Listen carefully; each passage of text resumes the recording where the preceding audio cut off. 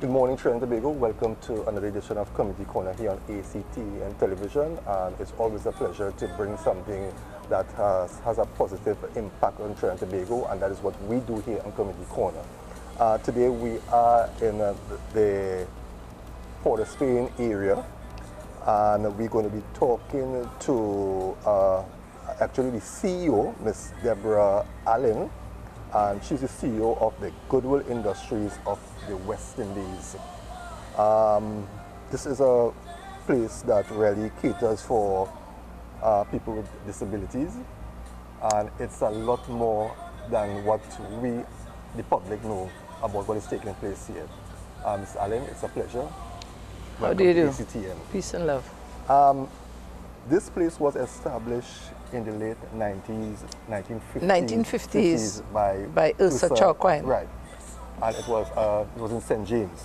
Yes. And it was a sheltered. She started it in her home on Stone Street, and then moved it to St. James, to the poorhouse, the back of the poorhouse. That's what is now called the infirmary in St. James. Okay. There's a medical infirmary in St. James. Was not you came here in 1971. They came here in 1971, right. But before that, with their existence, was in Stone Street. Then it went to Upper Pembroke Street. Then it moved from there and it went around the Savannah. Okay. Then it moved from there and went to the poorhouse in St. James, which is now called the St. James Infirmary. And now that you are here permanently. And now this is our home. Right. The land was given to us given to Mrs. Chowquan by the government, and then the Chinese community in Trinidad and Tobago contributed the money to construct Goodwill. Then Mrs. Chowquan went up to Washington, D.C. and requested the name to use Goodwill Industries. Why that name? Because Mrs. Chowquan's husband was a doctor, and he was studying in the United States of America, and Mrs. Chowquan would go to these Goodwill places to buy things or to give things. And she recognized they were dealing with persons with varying types of disabilities. So she felt she wanted to use the same name in Trinidad. So she went back up to them, told them what her vision was, requested permission to use the name, and got it. And it's been Goodwill Industries ever since. Though we've had Trinidadians who have attempted to make Goodwill International take the name away from us. But Goodwill International did not listen to them. Now, we know that it's a place for people with disabilities. Persons with varying disabilities. Right. But what really happens here? What happens here is that we first admit persons with disabilities, and we have got numerous skills. And we expose the young people to skills that would be friendly or suitable to them. It's not to make them ready for employment, because we get the lowest level of persons with disabilities here, academic levels. So it becomes a bigger problem to train for job placement. Now, I'm getting the idea that here is not only for children from the Princess Elizabeth home or the Cecil Hotel anybody anywhere with a disability, anybody, anywhere with a disability will be accepted here, as long as they can cover some of the things we have in our rules and regulations. And what are some of those? Those rules would be that they must not be on drugs, they must not be unkempt, their hair must not be untidy, they must know how to give themselves a bath, they must know how to go to the bathroom, to the restroom and use that. They must know how to sit and eat. They must have some basic understanding of life and what their expectations are. Because we are not running a nursery. We are training them for wage or self-employment. We are training them to develop their basic living skills. They must know how to make a cup of tea. They must know how to make a peanut butter and jelly sandwich. They must know how to pour some juice in a cup. They must know how to tidy their bed. They must know how to tidy their sink. Basic living skills is how you live, how you mop, how you sweep. So do they come here like a regular day of school? Yes. From 8 to... They come here from 7:30 and they go until 2:30. So no one stays here? No, we are not resident. Okay. Right. Now, what are some of the courses that you offer? Well, I'll tell you the courses over there and I'll explain. Okay. They do woodwork, they do food preparation, they do upholstery, they do garment construction, they do bread cakes and pastries, they do preserves, they will do numeracy, literacy, how to read, how to count, how to do that. They do some work in screen printing, they will do some work in the rudiments of woodworking. Now I want to come back and explain now. The chair you are sitting on was given to us by ex-Prime Minister Manning, and then we had them recover it. These were those who were capable of assisting the facilitator who teaches this. Now they will not be able to go home and do this type of work, but they should be able to help an upholsterer by knowing what he wants past this. Yes. Okay. As an assistant, they will be apprentices forever, because academically they're not at the level that they can become a qualified upholsterer. However, we have gotten the NEC now to assess them at their ability. So I'll give you an example in woodwork. Woodwork, they are being taught how to sand. That's the only exam you can test them on. You can't test them on measurements. Yeah. You can't test them on the construction or making butts or, you know. You can't give them electrical... No. So that they can only do what it is safe for them to do, but can be marketable. Okay. So that they can make an income with it. Same thing will go into food prep. Same thing applies for dressmaking. And now it's only because we've had this, the whole roof that we haven't changed, that I cannot take you to show you some of the work that they can do. But I would like to ask you to come back and actually see them at work. Those that are capable and those that are not capable, they are all able to do something in the particular discipline that we put them in. How is Goodwill funded? We are dependent upon the government with a subvention. It's not very much. It's not much at all. It's not enough. And we also get a grant from the Ministry of Education. But where the Ministry of Education gives us this grant, it might go 6 months, 7 months, or 9 months before you get a penny. But you've got the staff that you've got to keep paying. We are not entitled to borrowing money from a bank. So we are not doing anything for profit. Nothing we are doing here makes profit. And we are dependent on the public to give us clothing, as they do in the United States. We have a shop, we sell it in the shop. That assists in making up some of our expenses as we go along. But we do not get any other help from nobody in this country. Not Petrotrin, not PowerGen, nobody gives us anything. But you have others that get millions of dollars from Europe as well as from in Trinidad and Tobago. But Goodwill Industry does not enjoy the opportunity nor the facility to obtain anything. Why is that? Have you all applied? I want to be honest with you. Probably I'm not a good beggar. Probably I'm a little bit too independent on how I carry myself. So when you see me immediately, you back up against me because I look like hello. So you don't like me. I would go around and I would be asking for things. And there are things that people can help with. But they're not doing it. What are some of those things that you need help with? Straight off the bat, right now, I need to finish the roof that we are dealing with right now. But the things that I need on an everyday basis that is out there, we have to get flour. I have been to flour mills. I have begged flour mills. But no, I have to leave and go all the way up in Tunapuna to buy flour at a reduced price from a place called Penny Savers. I need sugar. I need rice because we have a food preparation area. Yeah. And we are not making food to sell. We are getting the children to learn to cook.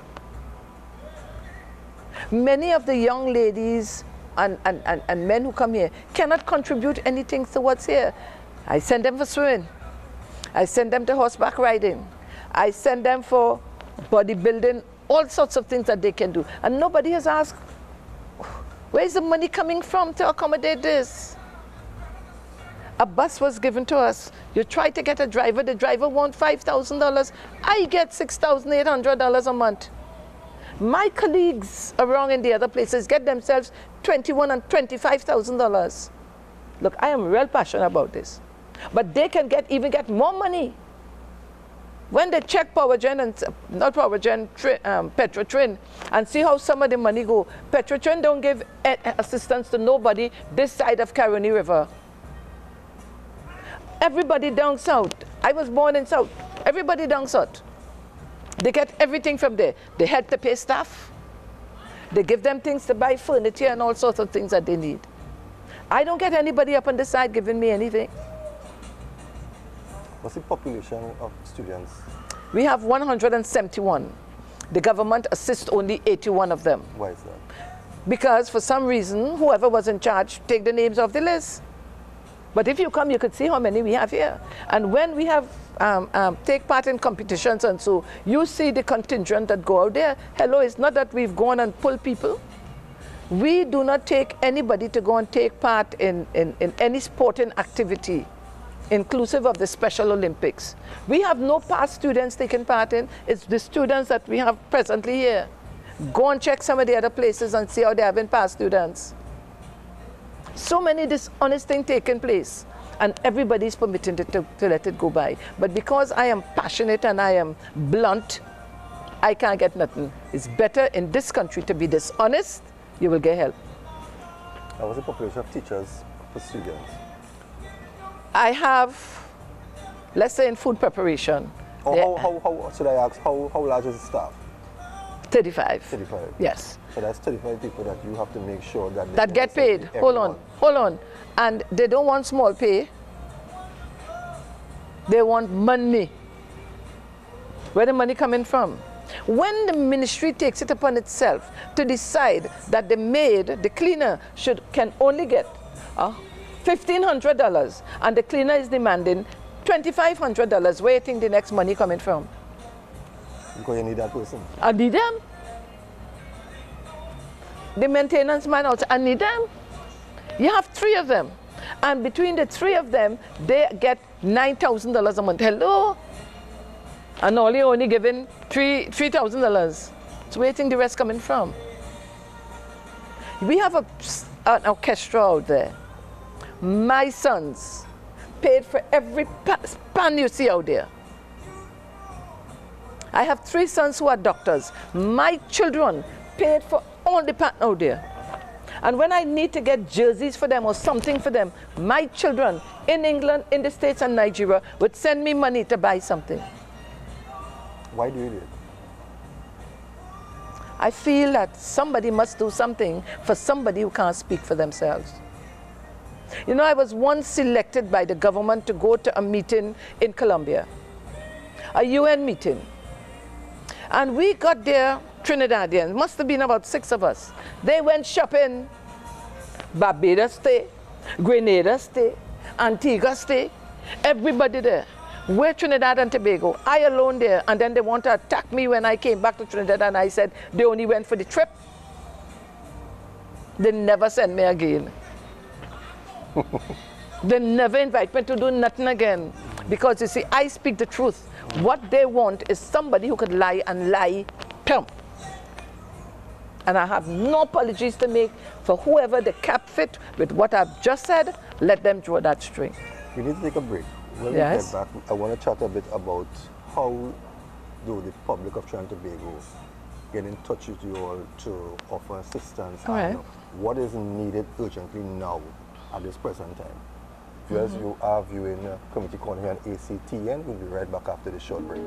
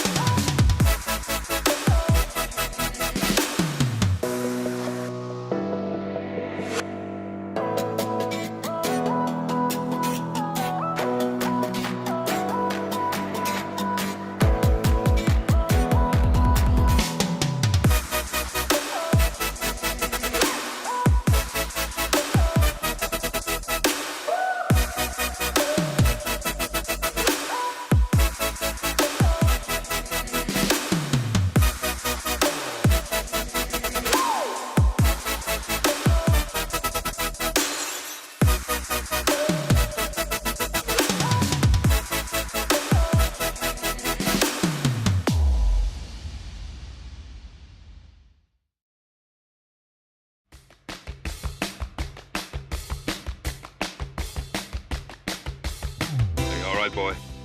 All right, a lot of vigilantes run you out of San Francisco? Like to take the cow and calf, you can sell them in Independence. The government drew a new line and we're on the wrong side, so we have to go. I can't stand up. You can't stand up, little buddy. You really can't stand up? You're standing on my hand. Red sheet wearing sand crawler. Let me at him. Got me as a friend, you don't really need an enemy. Thank you. George, what about my coat? Oh, it's very nice. Hey, I can use that one.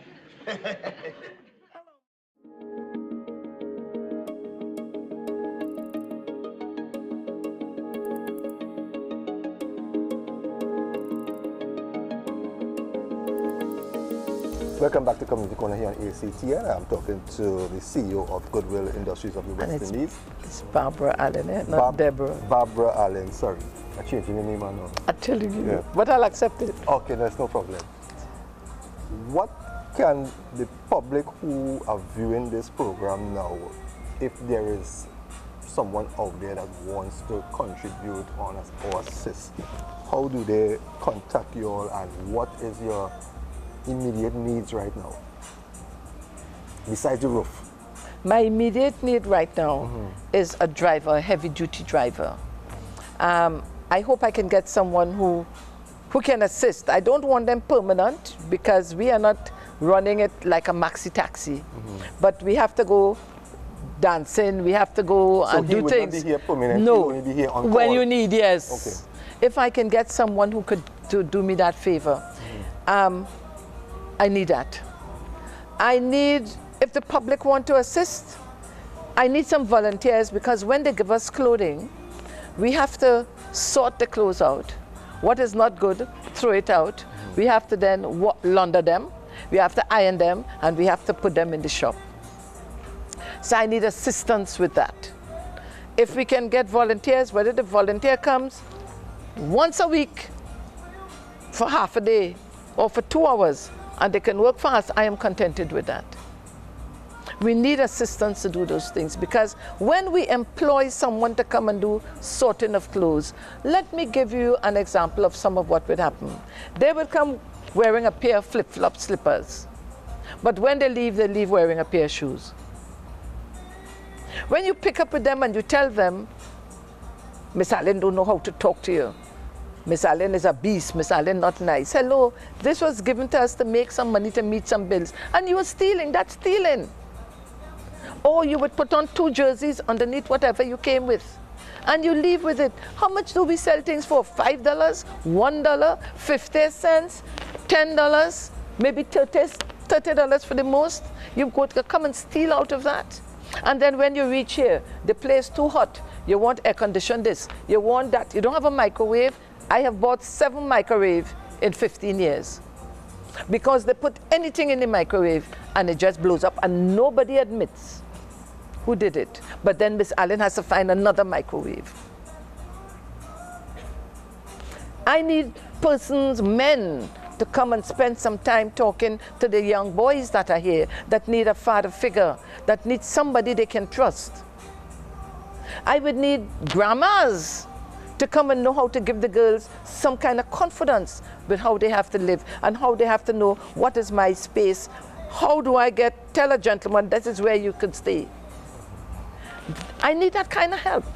But do you get like prominent people from, you know, certain like psychologists and different business people coming in? They don't give it free. I have 2 psychologists. I have Dr. Patricia Morgan and Bishop Peter Morgan, who are in the church, and they would come and they would extend. Like I just had a workshop for the staff, and I wanted Bishop Morgan to get them to the staff to understand. Now this is the problem, not only existing for Trinidad, and not only existing for Goodwill, but there's something about the population in respect to the responsibility of work. They need the pay, they need the money. Yeah. But they do not want to work. And as soon as you start coming over too tough on your demands on what should be done, then they gang up. And then you become the org. you become the awful person. And I'll give you a simple example on something. On Saturday, I said to a member of staff when they were going to be repairing the roof of a suspended ceiling, I brought 2 gentlemen in, which I'm paying, and they have taken it down, but they've gone. But I noticed they've rested them on the ground. When they're going to do the roof and it starts to rain, water is going to wet those things there. Could you do me a favor, sir? Put some bricks underneath and put them off the ground so they don't get wet. If I take you to the back out there now, you'll see more than 300 tiles that we have to throw away. We have to go and buy ones. And I asked the member of staff, and I paid the member of staff for coming out to work Saturday and Sunday. I can't do everything. The responsibility of people to work is a headache. The responsibility of some parents who referred to me as being ethnic. One parent took me to equal opportunities because I said her daughter was unkept. You can't come with your hair sticking up all over the place and tell me that is dreadlock. That is not dreadlock. I wore a dread. I wore a dread for nearly 20 years that was down to my knee. You telling me about dread? The only reason I don't have a dread now is because my hair started falling off and I cut it off. You are bringing a child here not combed, not probably had a bath, not smelling nice, and because I tell you about it, you carry me to equal opportunities, and they are now writing me all sorts of letters and cross-examining me, and some of it is out of spite. Nonsense. I'm listening to you, the passion, that you share. Yeah. And why do you sit and take? Like, I'm sure you can leave this job. Yes, I can. Right? But with all this passion you have, yet you still, hold on to it. If my parents were alive, they will tell you the story. I was about 10 years old, and there was a little girl along the road where I walked, always looked dirty, always looked hungry. And I would always make sure, I come from a family of 12, I'm the only girl, and I would make sure that I took part of my breakfast and give to this child. There's something within me that feels that I must represent those who can't represent themselves. And they must get genuine treatment. Not hearsay for the public to say, okay, so. It must be for true, for real, down in your soul when you do something for people. And that is what I feel I have to do for the children of Trinidad and Tobago who would come here, that I will defend in a particular way. For the people outside there who don't know about Goodwill Industries, yes, what message would you like to share with them? I'd like you to come and visit anytime you want to. Don't tell me when you are coming. I am here from 6 a.m. in the morning, and I leave here at about 5:30 in the afternoon. The children are here from 7:30, and they would leave here by 3. I have buses coming for them. Come any day and visit here without requesting permission to do so, and see what I'm doing. Then you will know what Goodwill is doing. And you will know where I'm coming from. Deep in my heart, I know that what I'm doing is the best that anybody can do for people's children who need that voice. I am that voice, and I will keep doing it until I die. Any one of the students who were here presently or in the past have left here and gone on to greater things? I have a young man who runs a big business in Boston. He makes red mangoes and pomsite and fudge and all sorts of things. And he sells to the Caribbean shops. He learned right here at Goodwill. I have a young lady who left here and went to work at Cascadia Hotel. I have a young man who's still there at Cascadia Hotel. I have probably about 20 of them at the different Massey stores around in the country that's working, and working quite responsible, not just packing your bag, but also replenishing shelves. Now they are those at a higher functioning level. And I have those out there. I have those that could do welding. I have those, I took some, Goodwill is the only member of the Olympics Association of the world. It is something that was set up in Japan. We took part in Olympics, and this is for the ability of what you can do. You can do jewelry, you can do painting, you can do etching, whatever. You could make a dress, you could, some of them even deal with helicopters, because you know the Chinese train their people quite differently to the way we train our people. And when you go and attend that competition, that Olympics, you will be surprised to see persons whose arms, their hand is here, and their neck, they have no neck, so the head is here. And you see them taking part in the competition, and they crochet in with these two little few fingers here. That's how the Chinese handle them. If you go to India, you see how the Indians deal with persons with disabilities. We are not doing nothing in Trinidad yet for people with disabilities. That was one of the questions I meant to ask you. With all the talk we talk and we build ramps to go into the bank for easy access with wheelchairs and everything, and are we really appreciative of the people in Trinidad with disabilities? No, because the people you're building the ramps for can count and know they have money. The people I represent will go to the bank and take out all the money and hand it to her. They can't count. They can't tell you value of nothing. Many of them, if somebody don't come out there for them, would end up in the streets as vagrants, you know. And when the public is talking about you go to somewhere and somebody treated you badly, they have a disability, you know. They have a disability that they've been hiding. Families have been hiding it, and we have not been dealing with it for real. Because remember, disability is on a spectrum. You could be down here where you are really disabled, and you could be too intelligent across here. That's a disability. Every diabetic in this country has a disability. They're either going to go blind or they're going to lose a limb. Nobody thinking about that, but they will be the sensible disabilities. They are the ones that you could make the ramp for, because they could go to the bank, they can have an account. But we are talking to those that cannot represent themselves. And then the government is saying they must have their own account. You can't count. You can't understand value, but they're saying that because they're 18, they must have their own account. Nonsense. Whoever made those things, look back again and understand. You cannot say that a person with a disability that cannot count must have a bank account that they can go and take out the money as they want. You must put something else to protect that person while you give them the government money that you give them every month. We just have about a minute or so remaining. Any closing comments? I'd like to say thank you very much for expressing myself. I'd like to apologize to the public out there who thinks I'm too passionate or too aggressive. But when you wear my shoes and you have the responsibilities that I have, I'm sorry, the only person could be nice and kind and smile about this is Jesus Christ. I'm not him. Mrs. Allen, it was a pleasure. Peace of love. And let me wish you all the best, and feel free to call me anytime. Yes, I would. The wonderful work that you all are doing. I would. I'd like you to come back when we've tidied up and pass any day. You heard what I said? Yeah. Any day you're in town doing an interview for somebody else, and they say, look, I have a half an hour. Let me pass by Miss Allen. Please come. Okay. Always remember that they're going to lunch from 12 o'clock to 1:30. So they're not going to be in no mood to do nothing. Yeah. But what you could see when you come is that they all eat on tables with tablecloth and mat. Properly trained. Yes.